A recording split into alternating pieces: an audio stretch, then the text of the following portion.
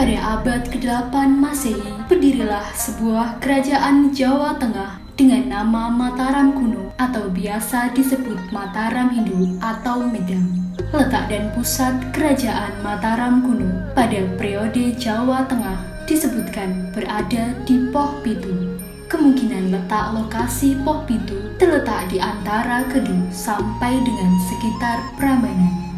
Letak kerajaan Mataram Kuno telah mengalami perpindahan ke Jawa Timur berdasarkan bagian akhir prasasti Turian yang berangka tahun 929 Masehi menyatakan bahwa ibu kota pertama Mataram Kuno di Jawa Timur berada di Tamulang.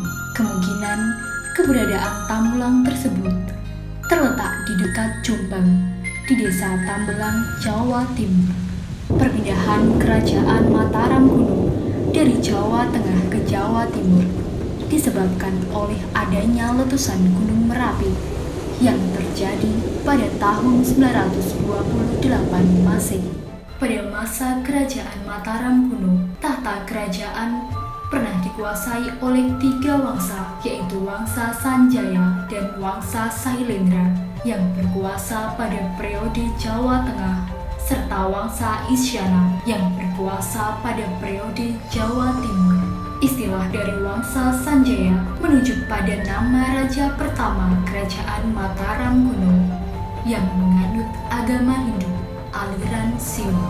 Kemudian tahta kerajaan Mataram Kuno dilanjutkan oleh Rakai Panangkaran dari Wangsa Sailendra yang beragama Buddha Mahayana. Tahta kerajaan kembali di tangan Wangsa Sanjaya ketika Rakai Pikatan menikah dengan Pramuda Wardani, putra mahkota Wangsa Sailendra, dan selanjutnya tahta kerajaan dikuasai oleh Wangsa Isyana yang berkuasa pada periode Jawa Timur yang telah didirikan oleh Empu Sindo. Dalam prasasti Mantiasih berangka 907 Masehi, Kerajaan Mataram Kuno dipimpin oleh 16 raja yang terdiri dari Sanjaya, Rakai Panangkaran, awal berkuasanya Wangsa Sailendra, Rakai Panunggala alias Daranindra, Rakai Wara alias Samara Grawira, Rakai Garung alias Samaratungga, Rakai Pikatan, suami Pramuda Wardani, awal kebangkitan Wangsa Sanjaya, Rakai Kayuwangi atau Diah Lokapala, Rakai Watu Hamalam, Rakai Watu Radiah Balitung, Empu Daksa, Rakai Layang Diah Tulodong, Rakai Sumba Diah Wawa, Pusindo, awal periode Jawa Timur, Sri Lokapala, suami Sri Isyana Tunggawijaya, Mangkuta Wangsa Wardana, dan yang terakhir Dharma Wangsa Teguh. Kerajaan Mataram Kuno telah meninggalkan banyak bukti sejarah di Jawa Tengah. Salah satunya yaitu Candi Prambanan. Candi Prambanan terletak di Desa Bokoharjo, Kecamatan Prambanan, Kabupaten Sleman, Daerah Istimewa Yogyakarta.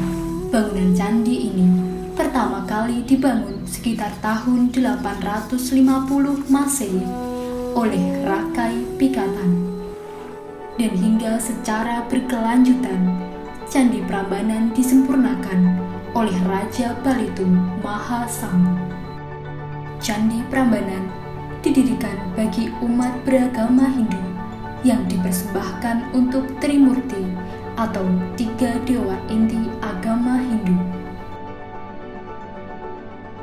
yaitu Candi Siwa untuk Dewa Siwa sebagai dewa pemusnah, Candi Wisnu untuk Dewa Wisnu sebagai dewa pemelihara, Candi Brahma untuk Dewa Brahma sebagai dewa pencipta. Berdasarkan prasasti Siwagra berangkat tahun 856 Masehi, bangunan suci ini dibangun untuk memuliakan Dewa Siwa. Nama asli bangunan ini di dalam bahasa Sanskerta adalah Siwagra, yang berarti rumah Siwa. Kegunaan Candi Prambanan pada masa dulu adalah untuk tempat upacara upacara agama Hindu.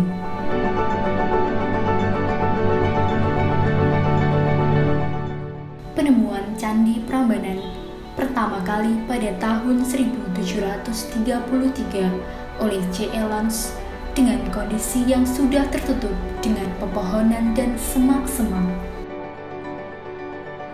Dalam kompleks Candi Prambanan terdapat 240 candi yang terdiri dari 3 candi Trimurti, yaitu Candi Siwa sebagai candi utama, Candi Wisnu, dan Candi Brahma, 2 candi Apit, 4 candi Patok, 3 candi Wahana yaitu Candi Garuda, Candi Nandi, dan Candi Angsa, dan 224 candi Perwara, 4 candi Kelir.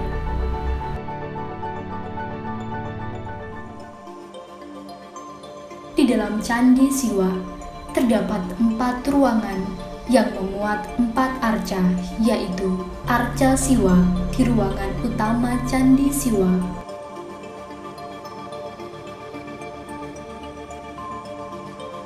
Arca Batara Guru atau Agastya,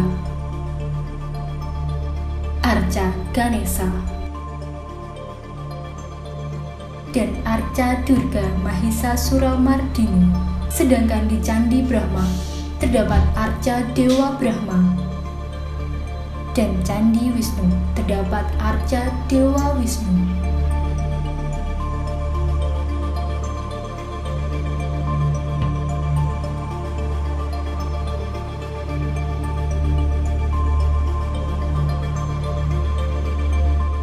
Candi Prambanan sendiri dihiasi oleh relief naratif yang menceritakan epos Hindu, yaitu relief cerita Ramayana dan relief Krishnayana.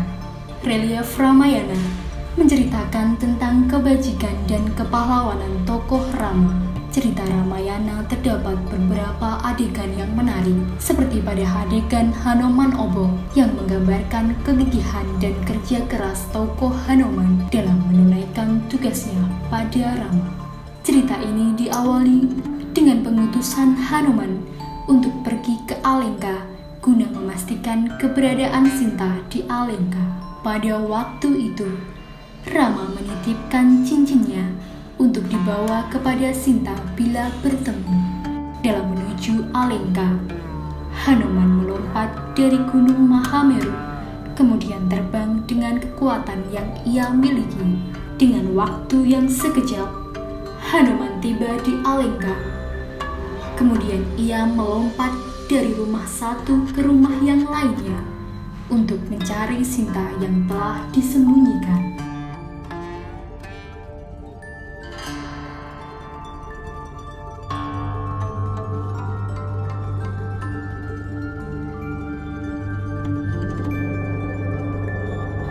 Di Taman Keputren, Hanuman menemukan Sinta. Setelah bertemu dengan Sinta, Hanuman menceritakan bahwa Rama akan segera menyelamatkan Sinta. Hanuman juga memberikan cincin Rama kepada Sinta. Sebelum Hanuman pulang, Sinta sempat memberikan perhiasan sanggulnya agar disampaikan kepada Rama. Hanuman menyembah Sinta dan mulai meninggalkan Sinta. Hanuman sempat dilihat oleh prajurit istana Alengka. Maka dari itu, prajurit itu kemudian langsung menghampiri Hanuman, sehingga akhirnya Hanuman tertangkap prajurit itu dan dibawa menghadap Rawana. Atas perintah Rawana, Hanuman diikat di alun-alun kemudian dibakar. Tak lama ekor Hanuman mulai menyala api dan merembet ke seluruh badannya. Namun Hanuman mengerahkan kesaktiannya supaya terlepas dari ikatan tersebut.